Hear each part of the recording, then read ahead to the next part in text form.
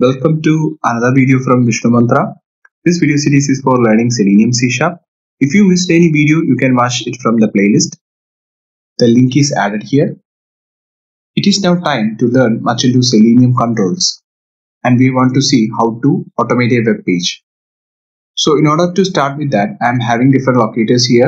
We will be covering all the locators except XPath in this video. It would be really good if you can go once again through our previous video where we have covered regarding the web page components. So we have covered regarding HTML, JavaScript and CSS in detail in one of our previous videos.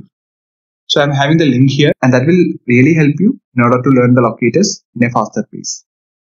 So the significance of locators is that if you want to automate a web page, we should understand what is the underlying control. So we learned that we can see attributes and key value pairs within HTML.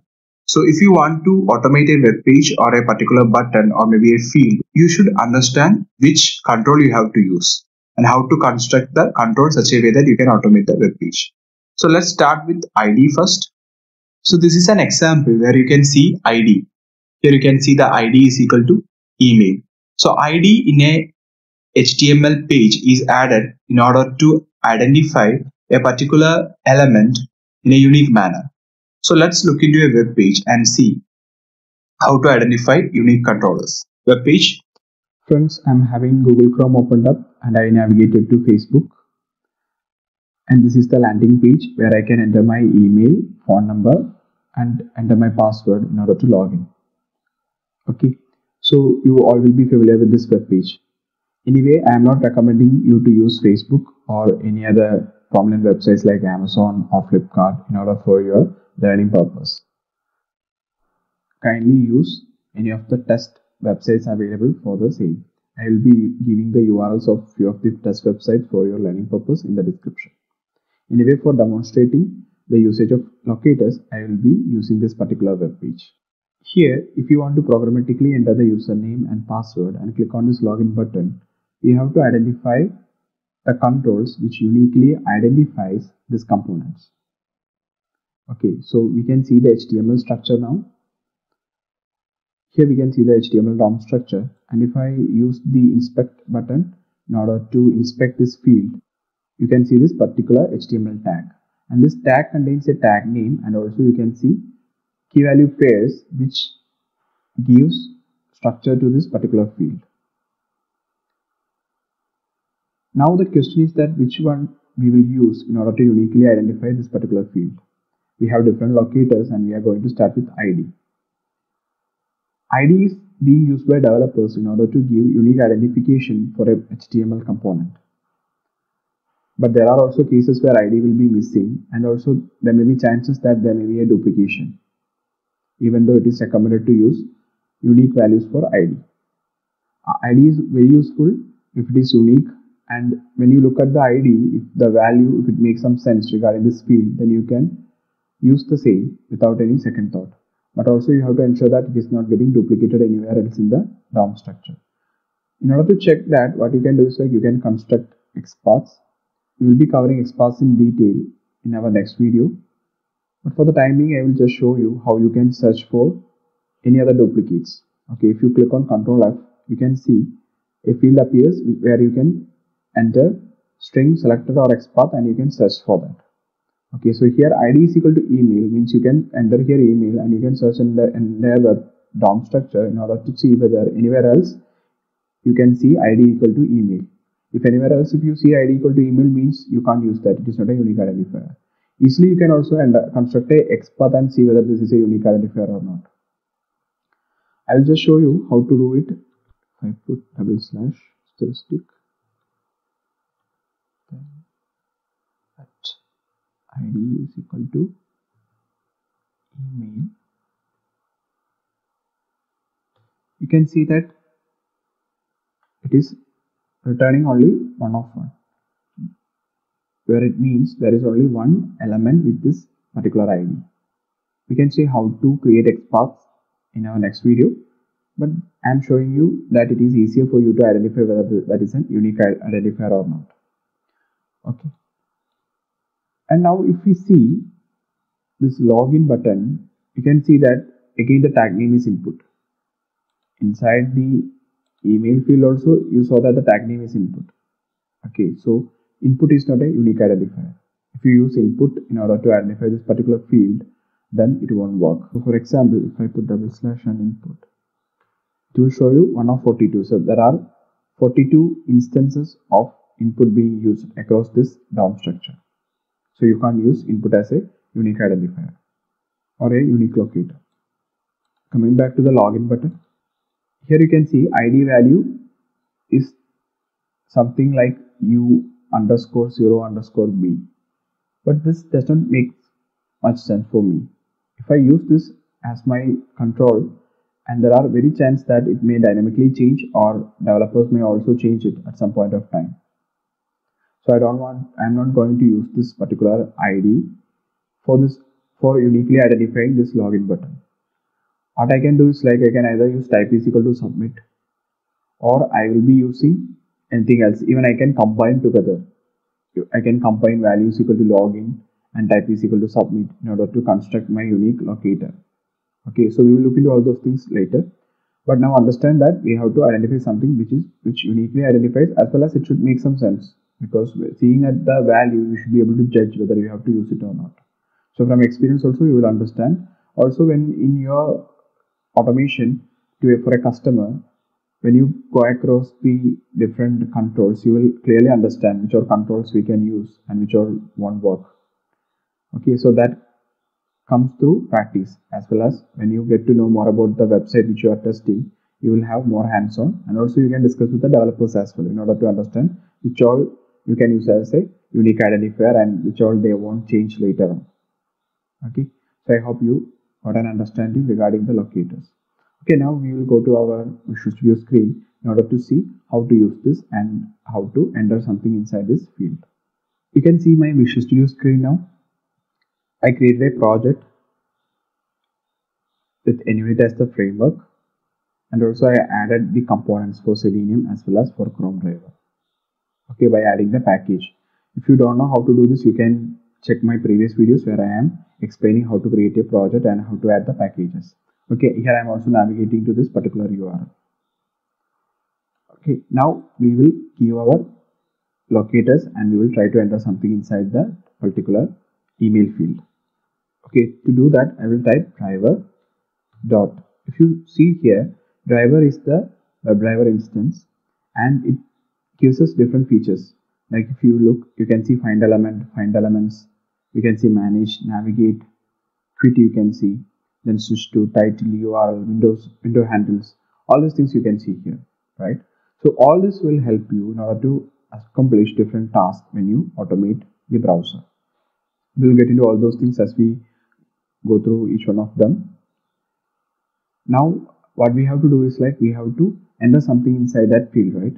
So what we have to do is like we can use something called find element. So find element will help us to identify our unique locator within the web page. Okay, so I am having find element, and you have to use something called by. When I get into this find element bracket itself, you can see it is showing me by.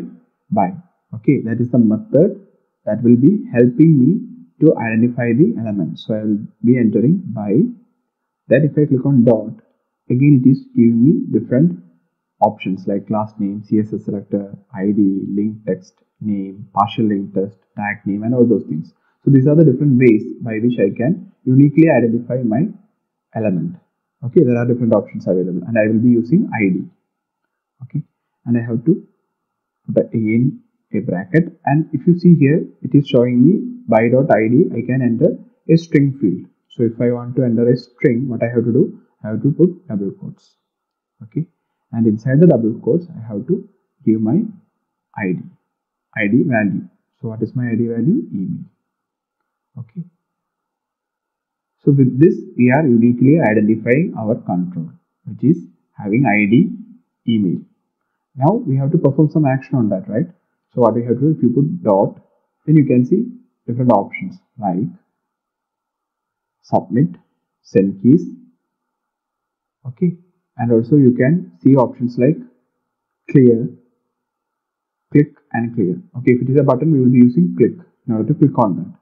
and if it is a field having some value, we can clear it by having clear in place. And if it is something where we have to enter a value, then we can use send keys. So I am clicking on send keys and then opening up another bracket, and I am going to enter my string, whichever I want to pass. Okay, so I am going to give username and I am giving semicolon. Okay, now when I run this script, probably it may fail because I don't give the path of my driver, and there may be a chance that it may fail because it cannot find where my driver is. So let's try running this now.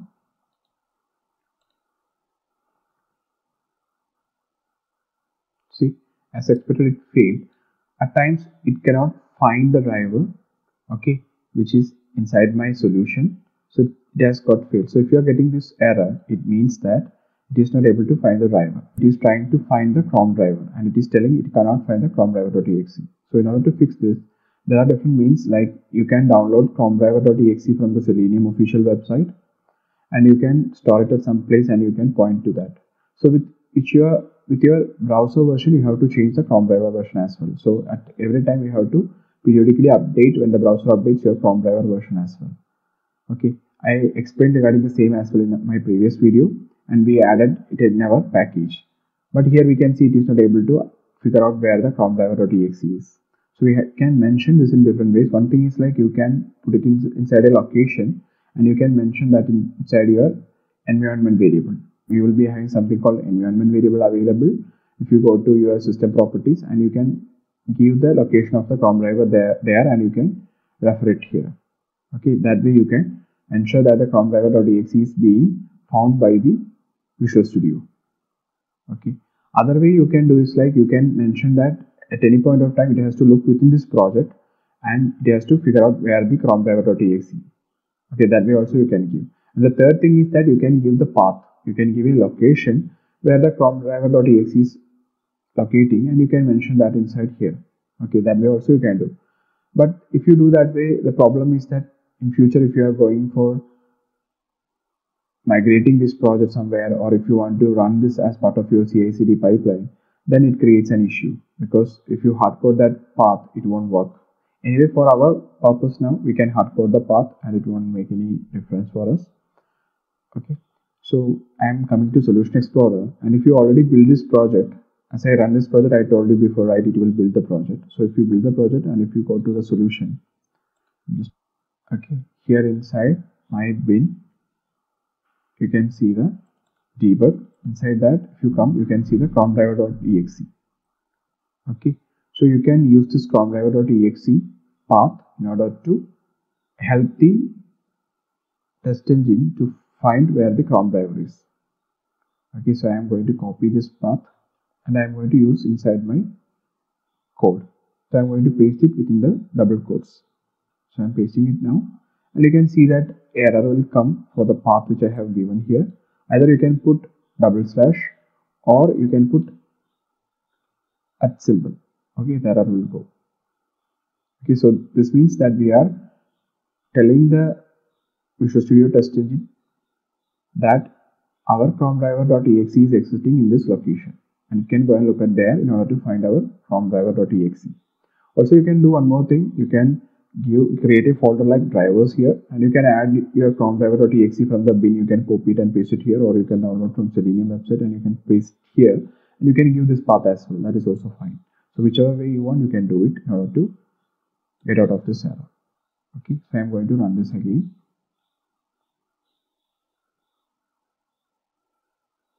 Now the browser popped up and it is going to enter whatever we have given. See, it entered username. One other thing we have to take care is that the page load. So we have to wait for the page to load. We will get into those details later. We will in detail go through how to wait for pages, how to handle waits. We will go through that later. But now understand that we should have adequate time in order to enter this. For example, if your network is not that stable, this page load may take more time. And Selenium, by default, it will wait for some time in order to go to the next step. But in case if it is getting timed out, it will fail. The driver will get failed. Okay, so those sort of things we will learn in our later videos. So now it entered username here as expected. Okay, so I'm closing this window now, and you can see that test got passed. Our next identifier is name. Okay, we have another locator called name, and here you can see in this example there is something called name available, which is email. You can even use name as well. So if I come to Visual Studio screen, other than using by.id, I can even use by.name. Okay, because it is having a key value pair called name with email itself as its value. If you go to the same web page, you can see that. Okay, and you can even identify using this. So you will quickly run this and see whether it is working or not.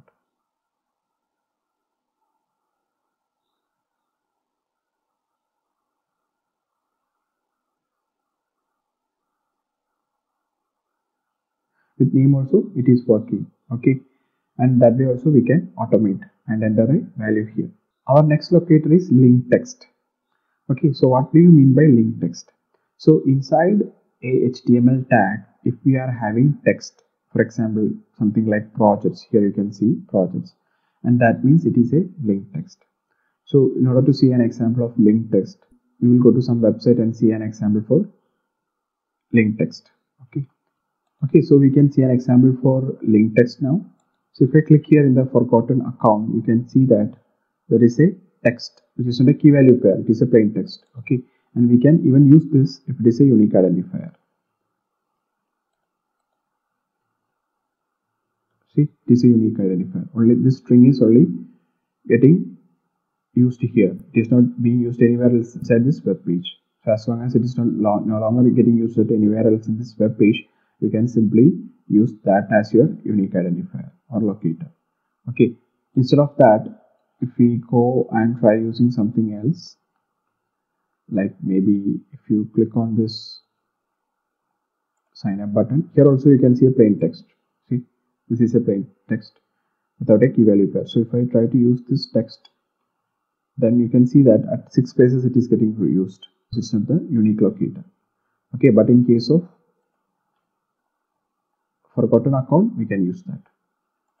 So I can give driver dot find element by dot link text. Okay, and within that I can give my link text value, which is forgotten account, and what I have to do, I want to click on that, so I can give dot click. Okay, I will try running this script. So the page got opened. It is entering the username. Okay, and it clicked on the forgotten account, and it got navigated to that particular page as well. Right? So I'm closing it all the time. I don't want to close it like this. I want to programmatically close it. So what I can give driver dot close in order to programmatically close it. Also, if you want to maximize the web page, what you can do is like you can give driver dot manage dot window dot, there is something called maximize. So if you use maximize, you can see the maximized browser. Okay, so we'll run this now.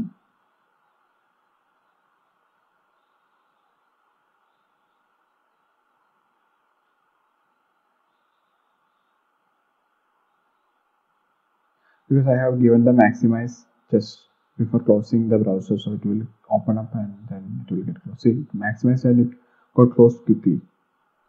Okay, you can debug and see that how it is working. For that, we will give it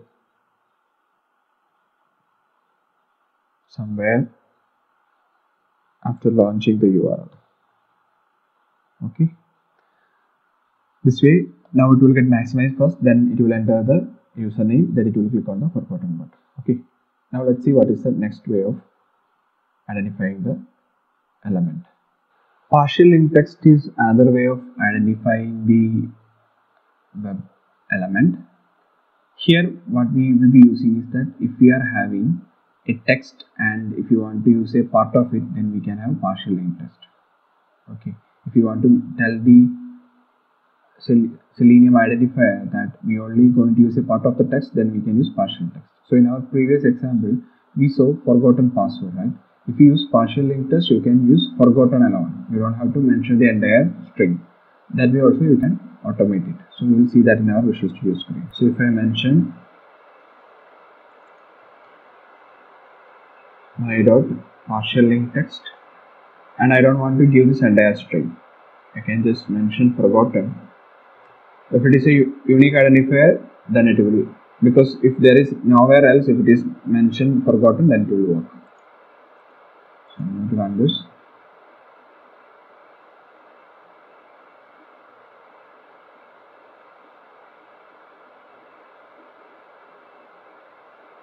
I will look at maximize first.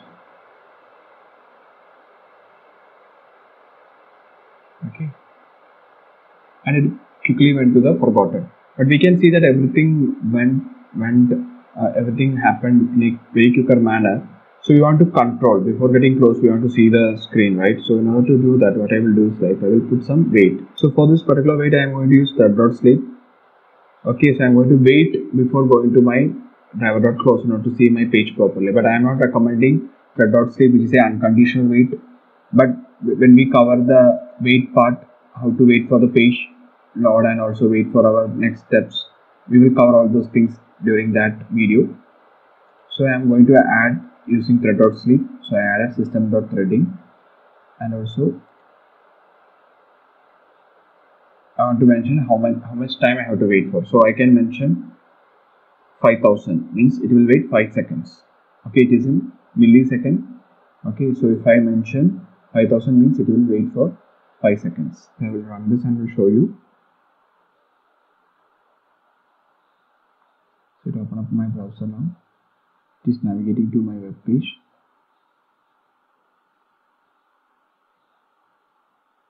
They will be entering my username. Okay, and see, it clicked on the forgotten account, even though I have only mentioned the partial text. And it is waiting for 5 seconds and it got closed. Hope you understood how this is working. Okay, so we will see our next locator, which is the tag name.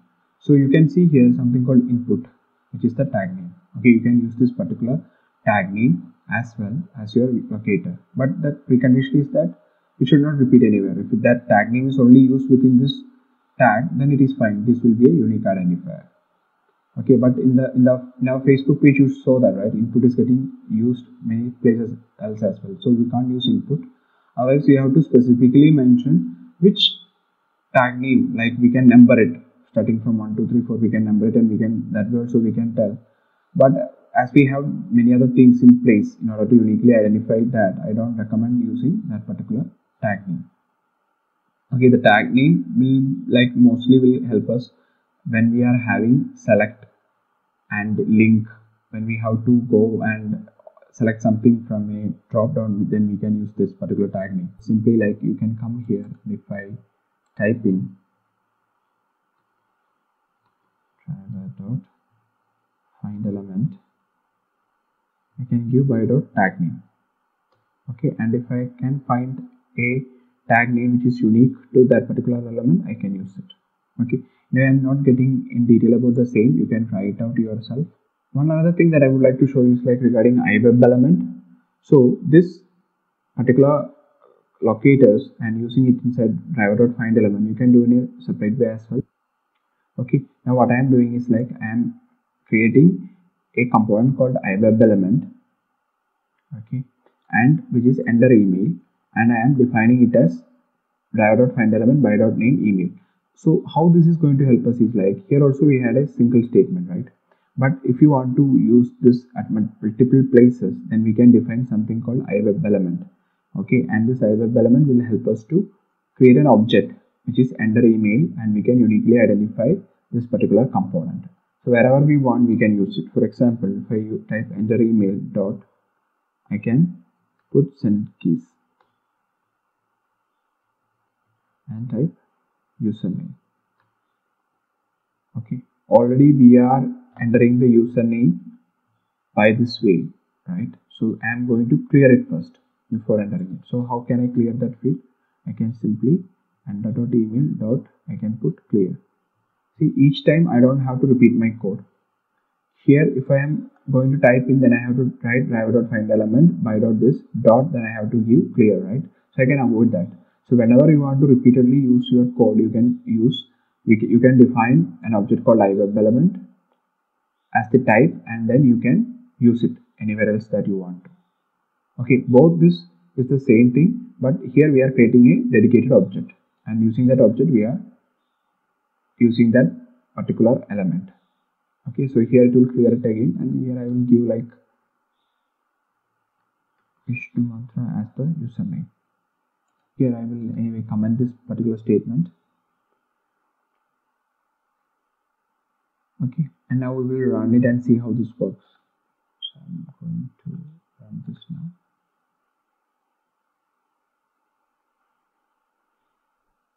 So it's going to our web page.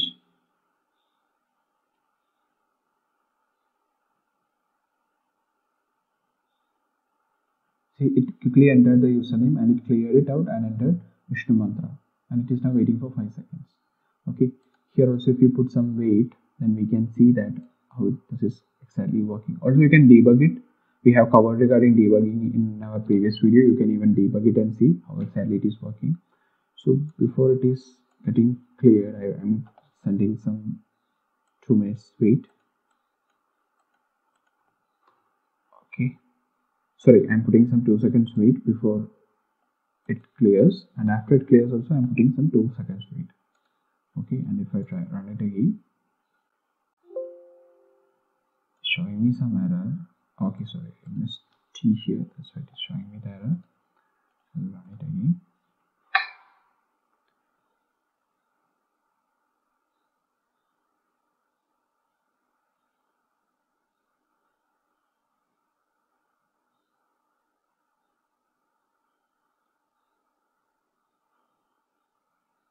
So it cleared it, and it will again now enter our particular text.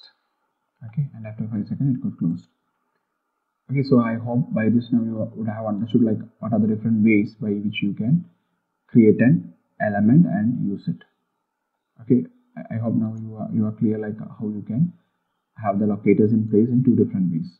Okay, for forgotten button also you can create a separate web element if required, and you can use that web element in your code. So as I said, like this will help you in anywhere else in your code you want to again use this. You can simply use this object rather than every time you repeating this statement.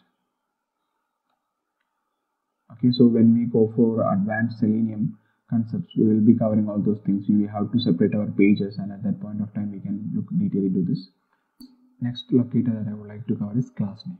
So you can use class name as well. So as we have used ID, partial text and everything else, you can use class name. So here you can see class is equal to input text login followed by some characters. You can even use this as well as your unique identifier if it is not getting repeated anywhere else. Okay, so this is another way of using it. So we will be having find element, then we will be having by dot class name, then we inside double quotes we will give our class name.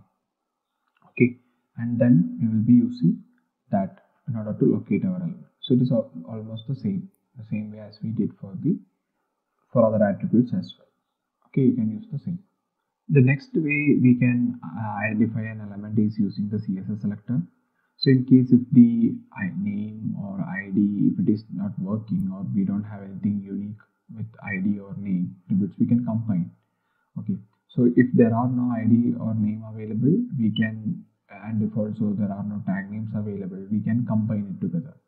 Okay, we can combine 2 properties in order to make it unique. Okay, so you can have like, if you see this example, input type is equal to email, this particular component, here you can see that the class and ID is available and also the tag name is available. So you can have CSS selector in place, you can combine different components. Okay, so what you can do is like you can construct your locator such a way that you can give tag name, then followed by you can give the ID or you can give the class name. Okay, in this scenario what we can give is like we can give input, then we can tell that our ID is email. So when we use CSS selector, we can have hash symbol which represents ID, and for class name we can give dot. Okay, so now we will see in our Visual Studio how this is done. So what I am going to do is, like, here you can see there is driver.findElement by.name, and I am giving email. So instead of this, we will try to use CSS selector, and we will construct such a way that we will use our tag name as well as our ID. Okay, so in my web page you can see that input is the tag name and the ID is email. Okay, so I am going to use this now as a CSS selector. So instead of by.name, I am going to give by.css selector, and here I am going to mention my tag name, which is input, and I am putting, then I will put hash. Hash symbol means I am going to mention the ID after this. So my ID value is email. So this will help me to enter the username. So we will run it and see whether it is working or not. So with the CSS selector, you can have a combination of tag name as well as ID, tag name as well as class name, or whichever you want. Okay, see, it now entered our username as we expected. Okay, so I hope it is now clear for you, like using CSS selector, how to use this. So I'm not going to detail much regarding CSS selector. You can try it out yourself and you can learn more about the same. So friends, that's all we thought of covering in today. In our next video, we will continue with our Selenium controls. We will get into detail regarding XPath. Also, I will show you more examples how to navigate to the web page and to automate the page. So we will have more examples and more details in the next video. Thanks for watching. If you like the video, kindly click on the like button. Also, subscribe the channel if you didn't subscribe it. Thank you very much.